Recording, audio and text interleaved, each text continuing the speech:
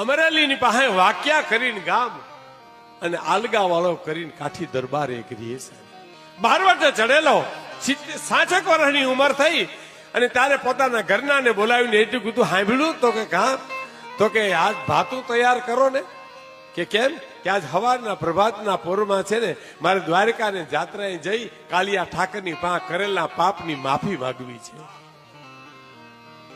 અને દીકરાને કીધું કે રવિશંકર ગોરને બોલાવીએ ને બેટા.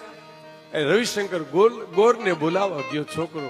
ગોર બાપા આવ્યા એટલે આલગાવાલાએ કીધું કે મને સવારનું શુભું ચોઘડિયું ગોતી દો ને, મુહૂર્ત ગોતી દો ને. મુહૂર્ત ગોતી દીધું અને કાઠિયાની આખી રાત ઉજાગરો કરી ભાતા તૈયાર કર્યા અને ખડિયા તૈયાર કર્યા. ઘોડી ઉપર ચડે પેલા કીધું દરબાર આ ખડિયામાં ભાતું છે અને આ વાહલી છે એમાં 100 રૂપિયા છે. હા અને જો કાલિયા ઠાકરને પગે લાગજો, પ્રાયશ્ચિત કરજો, હૃદયથી આંસુડા પાડજો હો. હા અને એ વાક્યા ગામમાંથી રાત રોકાતા બરડા ડુંગરમાં સિંહલી ગામના પાદરમાં આવ્યા ને તારે દી આથમી ગયો સાહેબ. અજાણ્યો મલક અને રાતના હાલવું એટલે ગામના પાદરમાં પૂછો ગામનું નામ તો સિંહલી. હા કે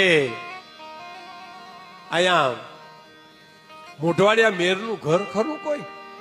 તો કે હા અમારે મૂળું મોઢા છે પણ આજ 12 ગામ ગયા દેખાતા નથી. પણ જોયો ને છોકરો રામલો ઉભો 10-12 વર્ષની ઉંમર. એ રામલા તારે ત્યાં મહેમાન આવ્યા પણ રાત રોકાવું છે. ત્યાં તો ચોરેથી ઘણા વિચારતા અમારે ઘેરે પણ આ તો કાઠી દરબાર ને શું કીધું ખબર? જેને ત્યાં ચારણો અને બારોટોના ઉતારા હોય ને એને ઘેરે રાત રોકાવવી છે.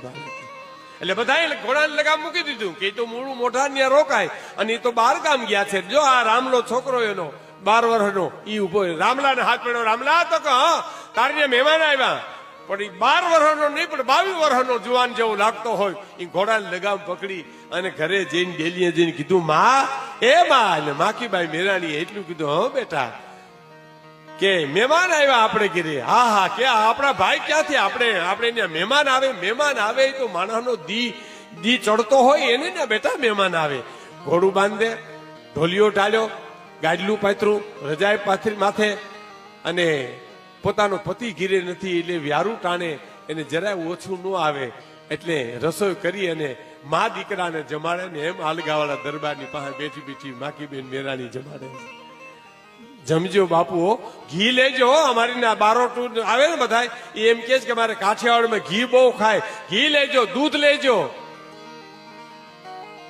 પણ આલગાવાળા દરબારની છાતી ગજગજ ફૂલે છે. વાહ મૂળું મોઢા તારે ઘરેથી વાહ ઓહો તારા ભાઈ બહુ હારા બાપ.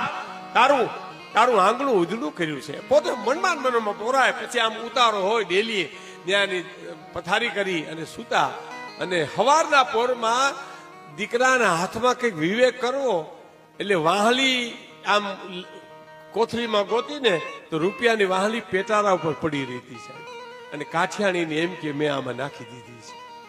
પણ પરસેવો વળી ગયો કે અરે બહુ કર્યા તો હું ક્યાંય મેં કોઈ રૂપિયો કાઢ્યો નથી. વાહલી ક્યાં ગઈ? વાહલી આવતી રૂપિયા રાખવાની જૂનો વડીલો બેઠા એને ખબર છે.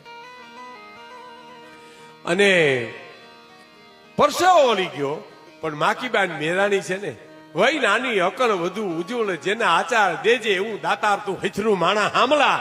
એ પામી ગઈ કે આ દરબાર કઈક મૂંઝાના છે, ખર્ચી ખૂટે છે, મારો ધણી ઘીરે નથી ને બાઈને કેમ કેવું એ મૂંઝાતા હશે. એટલે સામે આવી કે હે બાપુ કેમ મૂંઝાના, ચિંતામાં કેમ છો? તો કે ના બેન ના બાપુ તમે કયો તમને કઈક ચિંતા છે બોલો. તમે તો નો કયો ને તો મારા રામલાના સોગન છે તમને એ કે. અને ત્યારે એ કાઠી દરબાર એટલું બોલ્યા માખીબેન આમાં 100 રૂપિયાની એક વાહલી નાખી હતી ને હવે ખબર નહીં હું ક્યાં ભૂલી ગયો હોઉં. ઘણા ગામ રોકાતો અહીંયા આવ્યો એટલે ક્યાંક ભૂલી ગયો છું. હું તો હું દીકરાના હાથમાં કંઈક વિવેક કરવો ને એટલે વાહલીની જરૂર પડી. અટાણ સુધી પડી નહોતી જરૂર એને. અને બીજ કે જબુ કે મોતી પ્રોવી લે તો પ્રોવી લે સાહેબ. વીજળીને ચમકારા ગંગા સતી પાનભાઈને કે છે મોતીડા પરોવો. એમ માખીબેન મેરાણી મોતીડું પરોવી લીધું કે બાપુ રાતે બન્યું એવું તમે થાકેલા હુઈ ગયેલા અને તમારા ભાઈ 12 ગામ ગયેલા એટલે મજૂરે આવીને મને હાજે આવીને વાત કરી મારી બેનને તેડવા જ આવી છે, આણું વારવું છે, મારા બેનનું પરણીને ગઈ છે, પછી તેડવા જ આવી અને બેન મારી પાસે કાંઈ છે નહીં, 100 રૂપિયા મને કંઈક હોય તો દ્યો ને બાપુ, તમે તો હુઈ ગયા હતા, વાહાલી માતા એ મને ખબર હતી એટલે મેં મારા મજૂરને આપ્યા, હમણાં હું લાવી દઉં હો. દરજીની દુકાને કે વાહાલી સીવી દે, વાહાલી સીવી દીધી, રાણી સાહેબ 100 રૂપિયા મૂક્યા અને આમ હજી બાકીબેન મેરાણી હાથમાં વાહલી રૂપિયાની ભરેલી અને આમ આમ આલગાવાળા દરબારને દેવાની તૈયારી કરી. તા દરબારના દીકરાને ઘરેથી કાઠિયાને કીધું તું વાહલી ભૂલાઈ ગઈ છે પેટારા ઉપર અને તારા પિતાજી નીકળી ગયા, ગોતીને પૂગીને જ્યાં જાય ત્યાંથી નીકળી જાય, જ્યાં જાય ત્યાંથી નીકળી જાય. અહીંયા આવ્યા તા છોકરો આવી ગયો, બાપુ તો હા. આમ માકીબેન મેરાણી માફી માંગે ને આમ દીકરો આવીને એમ કહે છે કે વાહલી પેટારા ઉપર પડી હતી બાપુ, તમે હું ગોતીને જ્યાં આવું ત્યાંથી તમે નીકળી જતા હતા. હવે એક બાજુ દીકરો કે છે ને એક બાજુ માકીબાઈ મેરાણી કે છે મેં મારા મજૂરને 100 રૂપિયા આપ્યા એટલે હું આ તમને આપું. ધન છે બેન, ધન છે તને. એ 100 રૂપિયા દીધા અને પછી હમણાં સુધી ઈ વાંક્યા દરબારું સિંહલી ગામમાં સાહેબ મામેરા પૂરે હવે તો ખબર નથી પણ એમ વાર્તામાં એમ લખ્યું હતું કે મામેરા પૂરતા હતા.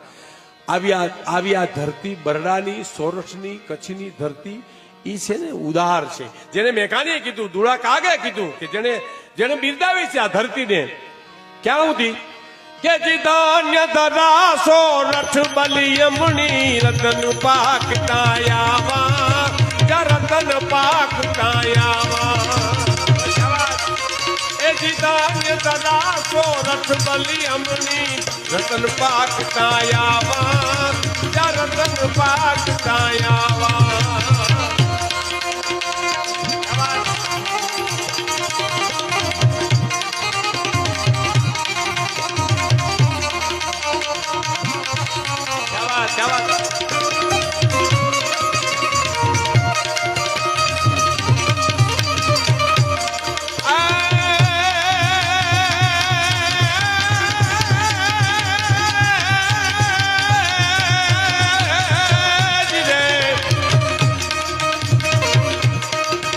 કાઠિયાવાડમાં કોક દી કરે તું ફૂલો ફૂલો ફૂલો પડી જા ભગવાન, પણ ખાને ખાને મારો મહેમાન એ તને સ્વર્ગે બોલાવું સાંભળા.